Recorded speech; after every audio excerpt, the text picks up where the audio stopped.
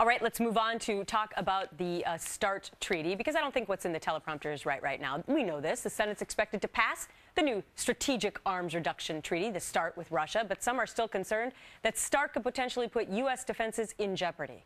But Russia says, too bad. Take it or leave it. So what will the passage of START really mean for the United States? Former Assistant Secretary of Defense Frank Gaffney is the founder and president of the Center for Security Policy, and he's my guest. Good morning to you, Frank. Good morning. All right, so you have grave concerns about this. Most Republicans, or at least a handful of them that are going to pass this thing through, don't. What are your concerns?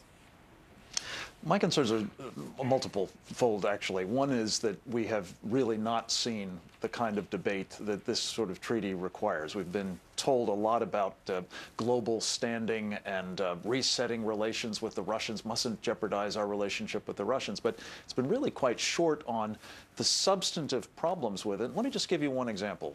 As part of this deal, the Russians have said, look, if you do anything, quantitatively or qualitatively, to improve your missile defenses, we're out of here.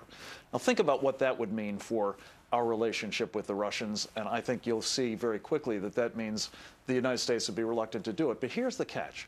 We know right now that Venezuela and Iran are going to open up a missile base in Venezuela. Right. Those missiles are surely going to be pointed, at least some of them, in our direction. And when we decide we need to have a defense against those missiles, will all of the people who have told us this treaty is so wonderful rally to the fact that we need to have them and we will have them? Or will they say, well, we can't jeopardize our relationship with the Russians? That's the sort of problem that I anticipate is going to come up and make it clear that the Senate was reduced to a rubber stamp and did not do the kind of due diligence that it's expected to do on a treaty of this magnitude. Do you suspect that the U.S. will get something back in return from Russia for going ahead with START? I mean, because Russia is so integral in our relationship with, let's say, China, North Korea, even Iran. Do you think that there's going to be something down the road that we'll get back or not?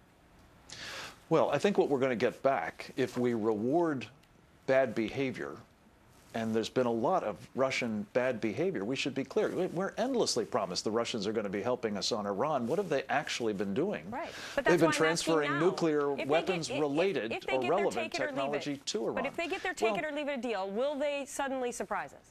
I think that they will continue to surprise us, given that Vladimir Putin is vehemently and viscerally hostile to the United States by more bad behavior. And here's the thing. It'll be not just the Russians, Gretchen. It'll be the Chinese who are emboldened by this treaty. It will be our allies who I think will see our deterrent, our protection to them diminished, and probably some of them will decide they have to go nuclear. It will be the United States missile defense capabilities that are diminished. We'll see more reckless arms control agreements proposed by this administration. It wants to rid the world of nuclear weapons, starting with ours.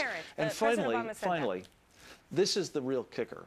The United States Senate, under our Constitution, is a quality control mechanism.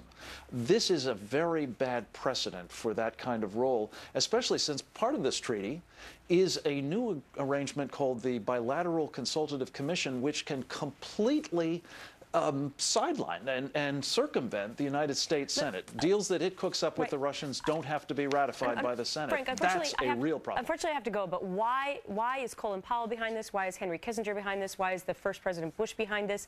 Why? I think they have mistakenly bought the administration's line. They have not done their homework on it, and they're not alone, let's face it. But the United States Senate isn't supposed to simply take other people's advice. It's supposed to do its own homework, and too many Republicans, Lindsey Graham's exactly right about this, too many Republicans have not only enabled very bad business by the Democrats, they've enabled, in this case, very bad business by the Russians. All right. Frank, have a wonderful new year, because we probably won't see you until 2011. Thanks for your thoughts this morning.